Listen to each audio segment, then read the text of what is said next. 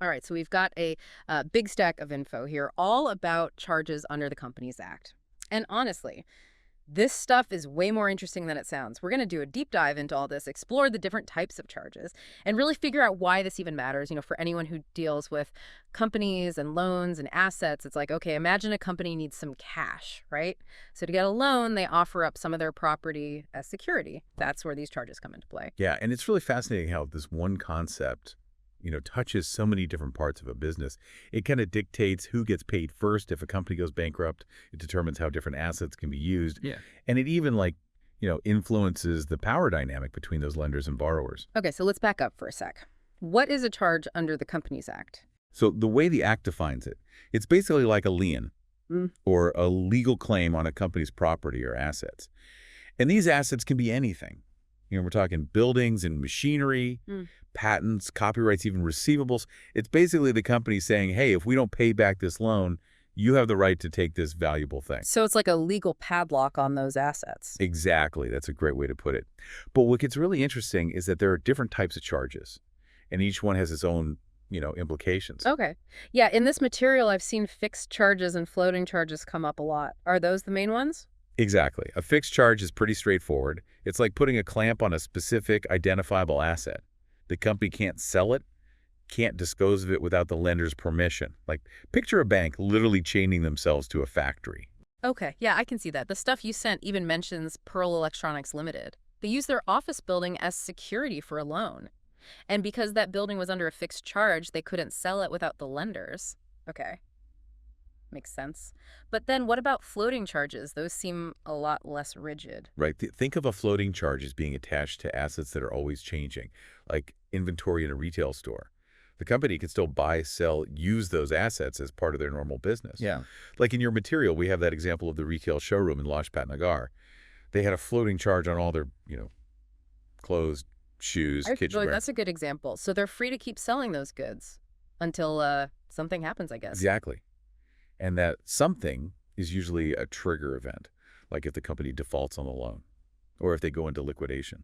When that happens, that's when the floating charge crystallizes. Crystallizes. Yeah, basically it turns into a fixed charge right then. It attaches to whatever assets are there at that moment. It's like the lender saying, okay, game over, these assets are mine now. Wow, that changes things. So like with that Lajpat Nagar showroom, if they default, the lender could just take all their inventory. Exactly. That's why understanding the difference between fixed and floating charges is so important. It really affects, who gets paid first if a company hits some financial trouble. So it's not just about fixed versus floating though, right?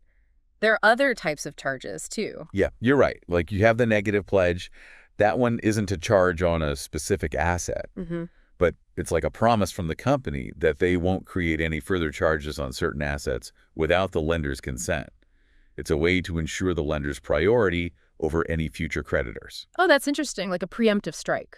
Exactly. Again, And then there's also the question of how you value intangible assets like patents and copyrights when they're being used as security.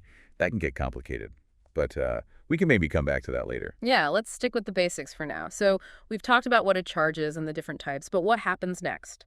How does a company make a charge official? That's where registration comes in. The Companies Act is very clear about this. Any charge created by a company has to be registered with the Registrar of Companies. It's like a public announcement. Hey, everyone, this lender has a claim on these assets. So if a company borrows money and pledges their factory as security, they can't just keep that a secret. No, they have to make it public. And the Act actually sets a deadline for this. 30 days from the date the charge was created. 30 days, okay. But why is registration so important? What if they just forget? Well, failing to register can have some pretty big consequences, especially for the lender. Imagine that retail showroom in Lajpat Nagar. Let's say they decide to take out another loan from a different bank, and they offer up that same inventory as security. If that second loan's charge gets registered before the first one, guess who gets priority over those assets? The second lender, even though they came in later. You got it.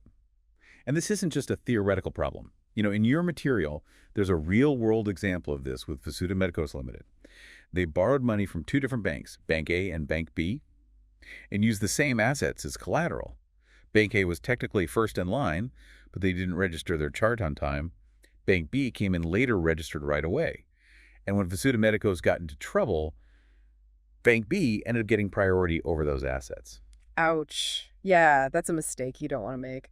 So this 30-day deadline is serious business. Absolutely. But what happens if a company has a good reason for missing that deadline?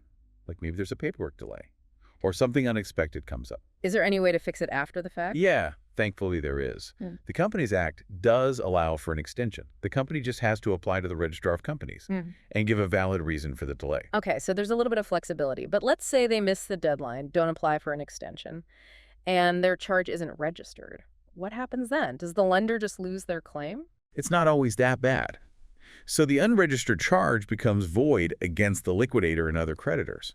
But that doesn't necessarily mean the debt itself is invalid. Yeah. The lender can still try to get their money back through legal action, but they'll have to do it as an unsecured creditor. Oh, so that's a big difference. They lose their priority. Exactly. That's why this 30-day rule and the whole registration process is so important. It protects the lender and makes it very clear who has a claim on what. Okay, so we've got companies using assets as security, different types of charges. And this whole registration thing, it's starting to make sense. And we're really just scratching the surface here.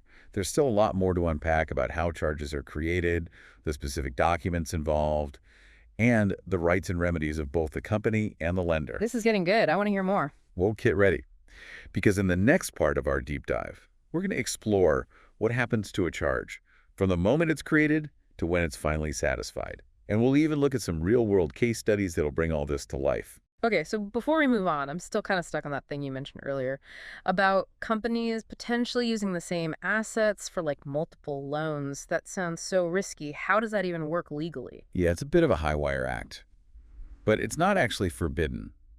The key is this concept of priority, and that's where the timing of that registration becomes super important. Right, because registering a charge is like staking your claim on those assets. Exactly. So let's say a company takes out loans from two different lenders and uses the same factory as security for both loans. Whoever registers their charge first, they get top priority. So if the company defaults, they're the first one in line to seize those assets. So the second lender is really taking a gamble then, hoping that the company does well enough to pay everyone back. Yeah, that's the risk they're taking. It really highlights how important due diligence is for lenders. They need to look into the company's finances, see if there are any existing charges before they, throw their money in. Due diligence is key. But let's talk about the actual process of registering a charge. It's not just a formality, right? There's certain steps involved. Oh, yeah, absolutely. The Companies Act lays out a clear procedure. The company has to file all the details of the charge with the Registrar of Companies, like the type of charge, the amount of money involved, a complete description of all the assets. So it's all about transparency then, making sure everyone knows exactly what's going on. Exactly. And it's not just like a casual thing.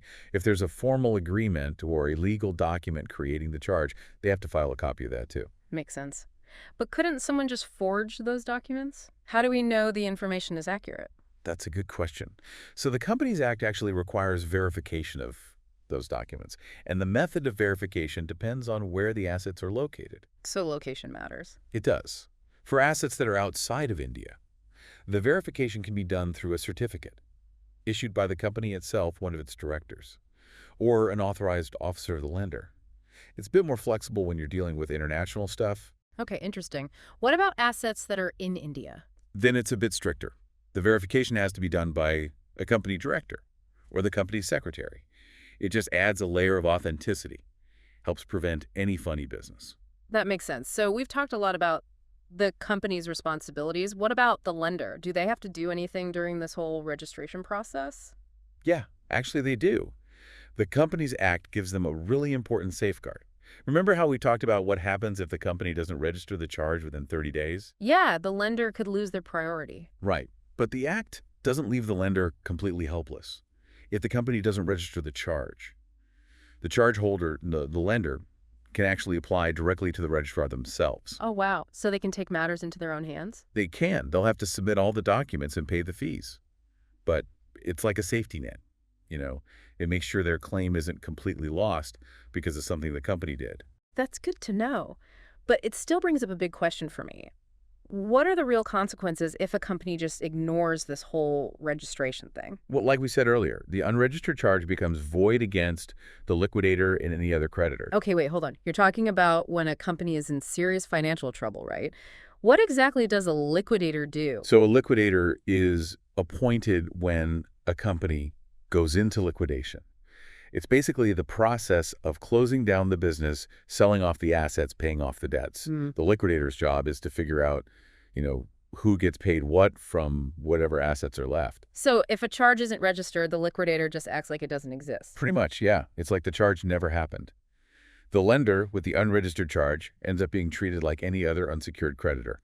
They have to compete with everyone else who is owed money. Oh, wow. That's a big deal. It is. It shows how important registration really is. It's not just a checkbox to tick. It directly affects the lender's rights and whether they can recover their money. Okay, that makes sense. So let's say a company uses the same assets for multiple loans, but they do register all the charges properly. What happens then? Then things get even more interesting. If everything is registered correctly, the priority is based on the order of registration. So the first charge to be registered gets top priority, then the second, and so on. So even if they register everything, those later lenders are still taking a risk. Exactly. And this brings up another important question. What happens when a company actually pays off the loan? Does the charge just disappear? That's a good point. There has to be some way to officially clear the record, right? You're right. It's not enough to just pay off the debt. They have to formally tell the registrar of companies that the charge has been satisfied. It's like clearing the title deed for that asset, showing that it's no longer tied to that charge. More paperwork even when things go well. Exactly. But there's a good reason for it. We'll get into all the details about charge satisfaction and what the registrar does in the next part of our deep dive. Okay, so we've talked about creating charges, registering them, even what happens when things go wrong, like liquidation. But what about when everything goes right? A company pays off their loan, everyone's happy. What happens to the charge then? Yeah, that's where we got to make sure all the legal loose ends are tied up. It's not enough for the company to just pay the debt. They have to formally notify the registrar of companies that the charge has been satisfied. Think of it as clearing the title deed to that asset. It shows that there's no longer a charge on it. So even in the best case scenario, there's still paperwork. Oh yeah, always. And just like with registration, there's a time limit. The Companies Act gives the company 30 days from when the charge was satisfied to let the registrar know. Okay, let me guess. There's also an extension if they miss that deadline. You got it. The registrar can give them more time if the company or even the charge holder asks for it. And they have to have a good reason for the delay, of course. Okay, so there's some flexibility there. But what happens when the registrar does get that notification? Do they just update their records, or is there more to it? It's not just a simple update. The registrar actually sends a notice to the charge holder, the lender, to give them a chance to object. It's like a final check to make sure everyone agrees and there are no issues. Oh, that's a smart move. Prevents any surprises later on. Exactly. And if the charge holder doesn't say anything within a certain time, usually like 14 days, then the registrar goes ahead and officially records that the charge is satisfied. So it's a team effort then. The company, the lender, and the registrar all working together to keep those records accurate. Exactly. But here's where it gets really interesting. Remember we talked about how the registrar can actually step in and mark a charge as satisfied, even if the company doesn't do it. Right. Section 83 of the Companies Act, it's like a safety net when things get messy. Well, that power applies to charge satisfaction too. Let's say you want to buy a factory, and you find out there's an old charge registered against it. If you can prove to the registrar that the charge has been taken care of, they can take action for you, even if the company isn't involved. Wow, that's pretty powerful. So the registrar can kind of act like a detective to clear things up, but what kind of proof would they need to see? It has to be solid evidence that the debt is completely paid off, like bank statements showing the final payment, a letter from the lender saying it's all settled, maybe even a court order. So not just someone saying, oh yeah, it's paid off. Right, it has to be documented. The registrar needs to be absolutely sure before they change anything officially. Makes sense. Those records are a big deal. Yeah, for anyone involved with companies' loans, assets. Understanding this stuff about charges under the Companies Act. It's not just for lawyers and accountants, business owners, investors, anyone thinking about buying property. Everyone needs to know this stuff. Yeah, that's what we've been saying all along. Transparency is key. Absolutely. Well, I think we've covered a lot of ground today. We've learned about different kinds of charges, how important registration is, and even what happens when a charge is satisfied. Anything else you want to add before we wrap up? Just that, understanding how charges work can really give you an advantage. Whether you're running a business or just starting out, this knowledge helps you make better decisions. Protect yourself. and navigate these complicated business transactions. Well said. It's all about knowing what you're doing. So I think that about wraps up our deep dive into charges under the Companies Act. Yeah, it's been great exploring all this with you. Thanks for joining us, everyone. Remember, knowledge is power. And now you've got the info you need to deal with charges confidently. Until next time, happy deal making.